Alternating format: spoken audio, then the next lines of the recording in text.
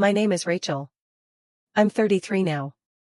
Most mornings, I make my coffee in silence, no sugar, just strong and black, then sit by the window of my small Denver apartment, watching the light shift across the hardwood floors. It's quiet here. Peaceful, even. Last Wednesday, my phone buzzed with a missed call from Mom. No voicemail. Just her name on the screen, like a ripple on still water. I didn't call back. But it made something stir. Not guilt, just memory. I used to wonder what made a mother stop seeing her child. Not physically, I was always there. I made breakfast by age 9. Paid bills by 20. Sent money home until my 20s blurred into my 30s. I thought I was being a good daughter. Turns out, I was just being used. When I was 6, life was still warm. My dad, my real dad, used to make pancakes every Sunday morning. He'd cut them into stars and hearts, pour syrup into tiny smiley faces, and call me his sweet pea. I still remember the smell of butter sizzling on the stove, the way his voice wrapped around me like a hug. He died in the middle of one of those mornings. A heart attack, sudden. One moment he was flipping a pancake, the next, just silence and flashing ambulance lights. I sat on the couch hugging my teddy bear, watching strangers carry away my entire world. After the funeral, everything turned cold. My mother cried for a month, maybe less. Then she joined a widow support group and met Charles. He was kind, gentle, and never tried to replace my dad. When she remarried, I tried calling him Dad Charles once, but it stuck in my throat. A year later, Jake was born. Everything changed. The guest room became his nursery. The fridge filled with baby bottles. Conversation stopped being about me and started revolving around his sleep cycles and diaper rash. I'd walk in after school, excited to share my day, but Mom would wave me off, whispering, "Not now, Jake's sleeping." I tried to be patient. I told myself he was just a baby, that things would go back to normal. But they didn't. They only got worse. She stopped packing my lunches. Forgot my science fair. Forgot my birthday once. So, I stopped reminding her. Charles tried. He drove me to school sometimes, bought me muffins from the bakery on Fridays. Once, when I had a fever, he was the only one who noticed. He stayed up placing cool cloths on my forehead while Mom was curled beside Jake, humming lullabies. By the time I was 10, I'd learned how to disappear. I'd braid my own hair, toast dry bread, tie my shoes, clean up Jake's spills.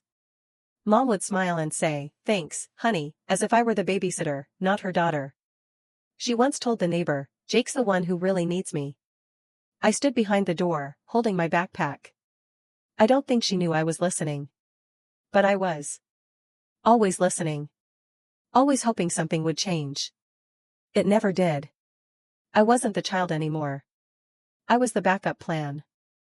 By the time I turned 13, I had stopped expecting anything from her. I stopped asking her to come to school events. Stopped mentioning my grades. Stopped trying to get her attention. It wasn't defiance. It was survival. Mom quit her job around then. She told the neighbors it was so she could be more present for Jake's formative years. I remember standing in the hallway, brushing my own hair into a crooked ponytail, hearing her tell that story for the 3rd time. She didn't mention that she hadn't asked me if I had eaten in days. Charles kept trying to hold things together. Quietly. He started driving me to art classes after school. He was the one who framed my first painting, even though my mom said, "Drawing won't get you anywhere." Jake scribbled a few crayon lines on the wall once. She stared at it like it was a Van Gogh. "He's so gifted," she said, as I knelt down, scrubbing it clean. By 15, I had mastered the rhythm of being invisible. I handled groceries, cooked simple meals when no one remembered to, took out the trash, fixed the leaky faucet once while Charles was away on a business trip. No one noticed. Except Charles. He was the only one who celebrated when I got accepted into a summer STEM program. He even helped me with the application fee. Mom's response? "I just think we should focus on Jake's needs first. You're older. You'll be fine." Jake needed a new gaming setup. Jake needed new sneakers. Jake needed someone to cover up his failed classes. Somehow, it was always me who had to bend to make space. I never told Charles about the credit card Mom opened in my name. I only found out when I tried to apply for financial aid in my senior year. There were charges for home decor, grocery delivery, and a streaming service subscription I never used. When I confronted her, she didn't deny it. "It's all for the house," she said. "You live here too." I wasn't surprised. I was tired. So I worked harder. Graduated with honors. Got into a university in Denver. Not too far, but far enough. Charles hugged me before I left. He slipped a small envelope into my backpack, a check, scribbled with 4 books. "Or whatever you need." Mom didn't come to help me move in.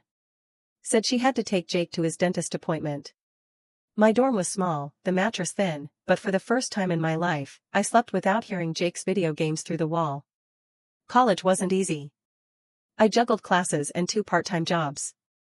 I packed leftovers for days. Skipped new shoes, skipped vacations, skipped asking for help. Then, 2 years in, Charles passed away. Heart attack. Just like my dad. Mom didn't even tell me herself. Aunt Linda called. "He's gone," she said. I took the first bus back. Sat in the cold at the funeral. Watched my mother sob, not from grief, but because the one person holding the house together was gone. That night, she looked at me and said, "Rachel, I need your help. Just until things settle." She asked gently at first. "Just $1,500 a month. Just until Jake gets back on his feet," she said. I paused. The house wasn't mine. The name wasn't mine. The love, definitely not mine. But I still said yes. Not because I believed her. But because a part of me still clung to the idea that if I kept showing up, kept giving, maybe one day she'd see me. I set up the recurring transfer that night. Every first of the month, $1,500 disappeared like clockwork. No thank you, no check-in, just silence. I returned to Denver, back to instant noodles and canceled gym plans. My savings for a car? Delayed.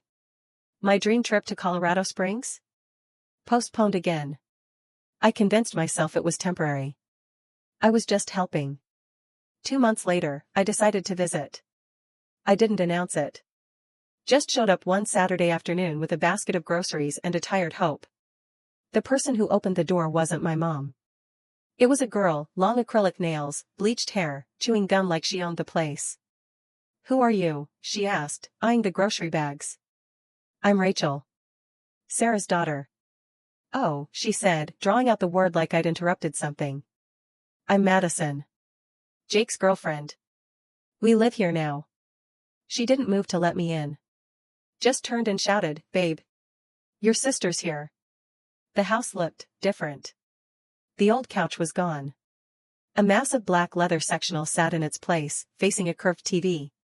Pizza boxes littered the floor. My mom finally appeared, wiping her hands with a dish towel. "Rachel," she said, overly bright. "You didn't say you were coming." I stepped inside, clutching the grocery bag. "Who's Madison?" "Oh, she's wonderful," Mom smiled. "She takes care of Jake. Like a daughter to me. Like a daughter." At dinner, Jake never came out of his room. I heard his video game through the walls, same as when we were kids. Madison talked the entire time. About her wellness channel, about how Jake was researching a new game launch. I didn't eat. I watched Mom laugh at Madison's stories, nodding like she was proud. Later, I pulled her aside. "I'm sending money so you can stay afloat, not so Jake and Madison can play house." She blinked. "Don't be selfish, Rachel. You already have your life. Jake's still figuring things out. And Madison's good for him." I inhaled sharply. This isn't right. And if it keeps going like this, I won't keep helping. Her face hardened. "Then don't. But don't come crying when you've got no family left." I didn't say anything. Didn't raise my voice. Didn't cry. I just walked out of the house that once held my childhood. The next day, Madison sent me a text. "Can you bring those vanilla cookies next time? Jake's mom really liked them." Jake's mom. Not mine. That's when something inside me, finally, and fully, broke. I didn't reply to Madison's message. I didn't even delete it. I left it there, unread, sitting like a stain on my screen. A reminder. A week later, I returned to that house. Not to visit. Not to help. Just to see. I didn't tell anyone I was coming. I didn't bring groceries. I brought nothing but silence and a suspicion I didn't want to admit out loud. The front door was unlocked. I stepped into the living room, and the first thing I noticed was the furniture.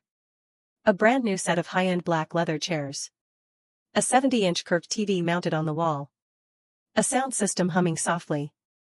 Paul's old recliner, gone. So was the bookshelf he built by hand. My mother walked in from the kitchen, holding a smoothie. "Rachel?" She blinked, surprised. "You should have called." I didn't respond. My eyes were already moving, scanning everything. "How did you afford all this?" She hesitated. Then Madison came down the stairs, wearing one of Jake's oversized hoodies, hair messy but still perfumed. "Oh hey," she said casually. "Glad you're here. Jake wants to turn the storage room into a gaming studio. You mind helping us clean it out?" I stared at her. "The storage room? That was Paul's." She shrugged. "Well, it's Jake's now. He's the man of the house, right?" She pulled a folded piece of paper from her hoodie pocket and waved it like a napkin. "Oh, by the way, I was gonna give you this. Not that it matters anymore." I took it from her hands. It was a copy of a will. A legal document. I scanned the lines quickly, but I didn't need long. "I, Sarah M. Whitaker, being of sound mind, leave all my assets, including the house, to my son, Jake Whitaker." There was no mention of me. No footnote. No condition. No Rachel. My voice cracked. "Mom, is this real?" She looked away, pretending to fix the throw pillow on the couch. "You left everything to Jake? Not a single thing for me?" She sighed. "Rachel, don't make this dramatic. You're doing fine.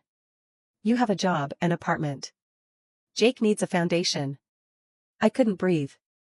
I needed one too. I stepped closer. "Remember the night I had a fever and you didn't notice?" Paul did. "Remember every time I cleaned up after Jake while you praised him for nothing? Every dollar I sent you, every meal I skipped to keep this house running, what was I to you?" Her eyes finally met mine. And for once, she didn't flinch. "You want the truth?" she said quietly. "I never loved you the way I love Jake. You were always strong. Jake needed me more. Love isn't a math problem. It's not equal. I gave you what I could. But my heart? It's always been his." I stood still, the paper shaking in my hand. She didn't even sound cruel. Just honest. I don't remember how I left. I just know the door closed behind me, and I didn't look back. That night, I sat in my apartment, alone. My phone screen glowed. The recurring payment was still active. $1,500. I stared at it for a full minute. Then I tapped cancel. No tears. No second thoughts. I once believed that loyalty could buy love. But standing in that house, with Madison on the couch and my name erased from every record, I finally understood. Love that needs proof isn't love at all. It's a debt. And I was done paying. The next morning, I brewed a fresh cup of coffee. Stronger than usual. I sat by the window, laptop open, personal budget spreadsheet glowing in front of me. I updated the line that used to read monthly transfer, Mom, and deleted it. Just like that. What was once labeled responsibility now read possibility. The first $1,500 I kept for myself went toward new tires for my car and a small down payment on a professional development course I'd been eyeing for months. I even bought a watercolor set, one that didn't come from the clearance bin. But peace never comes without protest. Less than 24 hours after canceling the payment, the calls started. First, Mom.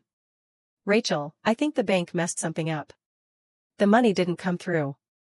Can you check?" I didn't reply. A few hours later, another message. "I really need it by the afternoon. We're behind on the electric bill." Still silence. By day 2, Jake texted. "Wow. You're ruining everything over a few bucks." Mom's crying. "Are you proud of yourself?" Day 3, Madison. "Tommy, yes, she calls Jake that, is spiraling. He hasn't eaten all day. You seriously need to grow a heart. I didn't block them. Not yet. I wanted to see how far they'd go. They sent screenshots of overdue bills. Photos of Jake looking stressed in front of his gaming setup. A selfie of mom holding an empty wallet, captioned, "This is what abandonment looks like." I almost laughed. But it wasn't funny. It was pathetic. And familiar. One night, I pulled open my drawer and found Paul's last letter. He had written it before his passing, left it in a small envelope with my name on it. Inside, just one line in his clean, deliberate handwriting. You don't owe anyone love. Not even the people who raised you, if they never really saw you. I folded it carefully and placed it under my stack of apartment papers, right where real value belonged. Then I turned off my phone. Changed my number. And in that single act, I felt something lift from my chest, something years in the making. It wasn't revenge. It was release. Weeks passed. Then months. No more midnight voicemails filled with guilt. No more texts from Jake with blurry photos of overdue bills. No more emails from Madison pretending she was family. The silence didn't feel empty. It felt earned. I opened a new savings account. Met with a financial advisor. I signed up for a weekend real estate course, something I had always wanted to do but put off because family came first. Turns out, I was never the family. Just the funding. I enrolled in an evening watercolor class downtown. It met every Thursday in a small studio above a florist shop. The first time I walked in, I was scared. Not of the class. Of doing something just for me. But by the second session, I was mixing colors like I used to as a little girl, only now, no one called it a waste of time. My walls began to fill with my own paintings. No longer tucked away in drawers. No longer needing permission to exist. One Sunday afternoon, while driving back from the art store, I passed through my old neighborhood. It wasn't planned. I had taken a different route home because of construction. There they were. My mother stood outside a convenience store, holding a crumpled receipt. Her posture was different. Shoulders rounded. Eyes tired. She looked smaller. Beside her, Jake leaned against a shopping cart, face buried in his phone. And next to him, Madison, holding a slushie, laughing like nothing in the world had ever hurt her. I sat at the red light, watching them from behind the windshield. A part of me wanted to roll down the window. Ask, "Do you even remember my name?" But I didn't. Instead, I turned left. Took the long way home. Not because I hated them. But because I finally understood. You don't owe anyone your peace. And the people who taught you to carry the weight of a family never intended to lift it with you. Some houses aren't homes. And some ties are meant to be cut. These days, I wake up in a quiet apartment filled with soft morning light and my own rules. No noise. No demands. Just me. I still make coffee the way I like it, strong, no sugar. Some mornings, I paint before work. Some nights, I read with my phone turned off. I used to think choosing myself meant losing them. But I didn't lose anything. I found peace. And peace doesn't ask for explanations. It simply waits, until you're brave enough to stop apologizing for needing it.